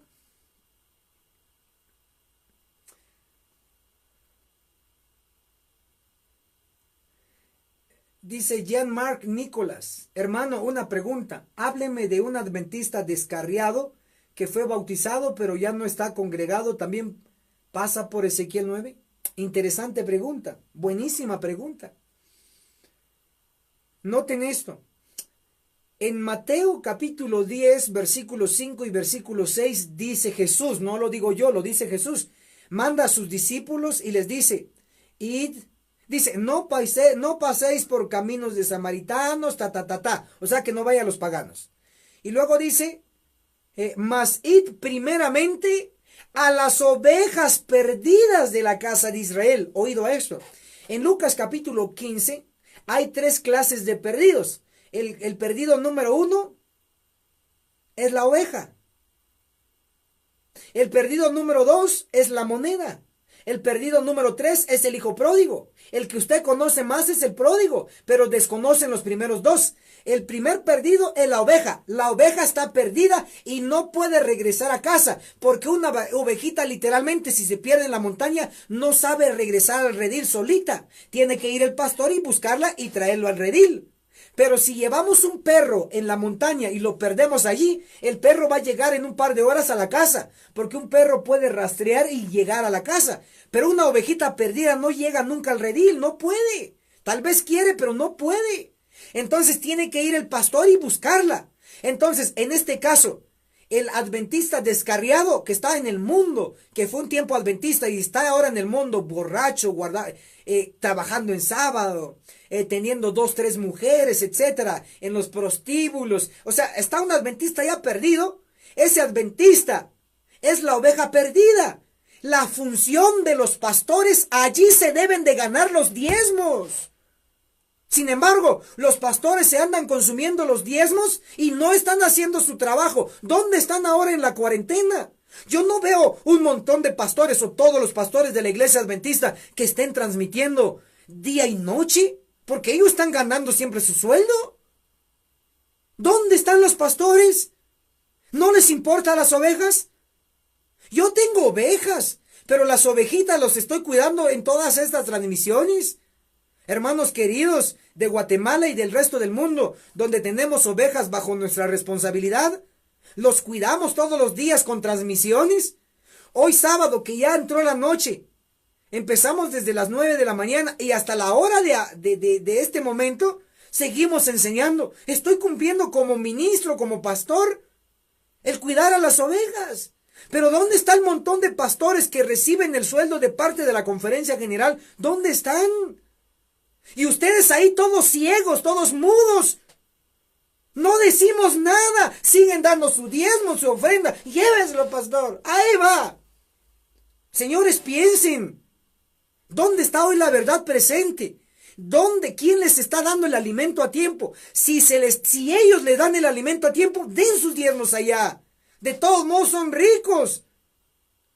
Pero donde hay necesidad son aquellos que están predicando la verdad presente. Ahí es donde faltan fondos para promover estas verdades. ¿Cuánto me gustara que ustedes patrocinaran estos cuadros? Miren, estos cuestan para imprimirlo. La imprenta cobra, hay tinta. Miren todas estas profecías hermosas que ningún pastor lo está dando. Todo esto lo podemos obsequiar, lo podemos regalar. Pero tiene que venir de los diezmos. ¿De dónde más puede venir? No, Malaquías 3:10 dice, trae todos los diezmos al alfolí para que haya alimento en mi casa. Como esto es alimento de verdad presente, tiene que llegar a usted a través de los diezmos. Pero no, prefiere estar patrocinando forraje barato, amor en tiempo de crisis, esperanza en tiempo de crisis. Ya estamos hartos de esperanza en tiempo de crisis, amor en tiempo de crisis. Estamos hartos. Por eso la iglesia está como está, casi perdida, mundanalizada. No, miren, la iglesia adventista está lleno de un montón de, lo voy a decir, si se ofenden, oféndanse. Si se tienen que ir, retírense. Acuérdense que Jesús dijo, ¿queréis vosotros iros también? Pues váyanse, dijo Jesús. La iglesia adventista está lleno de un montón de ignorantes. Hermanos, yo no creo saberlo todo. Dijo Albert Einstein, dijo, todos somos ignorantes. Lo que pasa es que no todos ignoramos las mismas cosas. Pero lo que a mí me entristece es que la iglesia adventista está llena de ignorantes que no conocen la verdad presente. ¿Cuántos saben del juicio de los vivos? ¿Cuántos saben de Ezequiel 9? ¿Cuántos saben de los 144,000? Pero que lo manejan así. ¿Cuántos saben de los 2300 años que lo manejan así?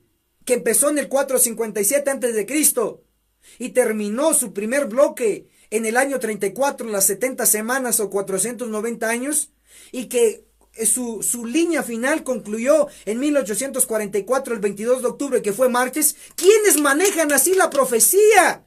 Hoy dentro de la iglesia hay una gran ignorancia. ¿Saben más de Laura Bozzo? ¿Saben más de la doctora Polo? ¿Saben más de tonterías? Pero no saben de lo que tienen que saber. Y ahí todos, ¿qué palabra usamos? Todos nosotros, sonsos. Sí, pastor, amén, amén. Pónganse de pie, vamos a orar. Sí, dicen todos, se ponen de pie. Pero ¿por qué no dicen, pero pastor, ¿por qué me voy a poner de pie? Si la Biblia dice que Jesús declaró, hipócritas a los que les gusta orar de pie en las sinagogas, que son las iglesias. Usted cuando obedece una orden de un pastor, pónganse de pie, vamos a orar. Sí, decimos todos los onzos, nos ponemos ahí de pie. ¿Y por qué no preguntamos por qué de pie? ¿Por qué no de rodillas? Pero ahí seguimos dando los diezmos y las ofrendas. Ahí va, nos dan forraje barato, chistes, anécdotas del púlpito. Y el pueblo se ríe. Ahí en la iglesia se ríen. Pero es todo lo que van a disfrutar, una risa diabólica. Porque se van a perder junto con pastores. La hermana Juay lo pone bien claro. Iglesias enteras se van a perder. No estoy exagerando. Solo que he leído un poquito más y por eso estoy alzando mi voz. El hecho que hoy los estoy regañando es porque estoy gimiendo y estoy clamando. Quiero el sello. Yo sí voy con todo. Quiero el sello del Dios vivo del ángel de Apocalipsis 7:2. Sí lo quiero. Yo no me quiero perder, pero tampoco quiero que usted y su familia se pierdan. Quiero que se salve. Hermanos queridos, tenemos muchas, pero muchas preguntas. Yo he tratado de contestar algunas. Voy a dejar pendiente algunas. Cada sábado por la tarde voy a tener el programa. Oren por mí, por favor. Y todos aquellos que puedan colaborar, colaboren. Colaboren, hermanos. Ha llegado el tiempo de darlo todo por la causa del Señor. Tenemos aquí en Guatemala una agencia misionera entrenando misioneros para mandarlos a la iglesia a advertir al resto del pueblo. Si usted quiere patrocinar misioneros, patrocine. No sean tacaños. Hermanos, descubra cuál es el alfolí correcto, de donde está saliendo la verdad presente para patrocinar y ayudar para que esto se siga extendiendo en el mundo entero, en el mundo adventista. Ha llegado el tiempo de reaccionar. En mi caso lo estoy dando todo, literal. El Dios del cielo sabe que todo lo poquito que recibo lo invierto en la causa del Señor. Me quedo en ceros, pero para que llegue al pueblo. Mi propio sudor garantiza que estoy haciendo mi mejor esfuerzo. Haga usted también su esfuerzo con lo que tenga. Recursos. Tiene 2, 3, 4 casas, venda 3 y quédese con una. Invierta todo eso en la causa del Señor. Tiene miles de dólares acumulados ahí antes de que venga la Gran Depresión y lo usen en la guerra, en la Tercera Guerra Mundial. Sáquelo, inviértalo en la causa del Señor. Por favor, reaccione, ayudemos al Señor a llevar este mensaje poderoso a todo el mundo adventista. Miren qué preciosidad, qué hermosura de temas. ¡Wow! Y el pueblo adventista lo está ignorando. Todo esto, qué maravilloso. Tanto que puede aprender el pueblo, pero no sabe. Tantos misioneros deberían haber, pero hay poquísimos. Y ahí vamos, y seguimos, y todavía hay mucho que enseñar. Pero usted tiene que sumarse. Porque solo yo ya me di cuenta que solo no lo voy a lograr. solamente como un equipo, juntos, nos unimos, nos apoyamos, juntos vamos a llegar con este mensaje poderoso a toda la iglesia. Y le voy a garantizar, no vamos a lograr a salvar a todos, pero sí vamos a lograr reunir el número 144,000. Venga a la ayuda del Señor contra los fuertes. Porque si hoy le da la espalda al Señor, mañana el Señor le dará a usted la espalda. Si ahora en el tiempo de crisis no muestra su fidelidad a Dios, mañana no solo va a sumar usted la crisis, sino que el Señor no va a intervenir para rescatarlo. Así de sencillo. Dios dice, yo honro a los que me honran. Así de claro. Que el Señor los bendiga poderosamente. Soy el ministro Enoc Martín. Hoy cierro el programa titulado El Respondedor, con Biblia y espíritu de profecía. Espero haber contestado a los que les leí sus preguntas. Sé que lo contesté con la Biblia y el espíritu de profecía, entonces estoy tranquilo. Todos aquellos que lograron una respuesta de mi parte, no pude contestar a todas porque hasta ahorita mismo siguen subiendo las preguntas aquí en la sección de comentarios. Pero hermanos, también soy humano, estoy agotado, ya empecé desde la mañana y ya entró la noche.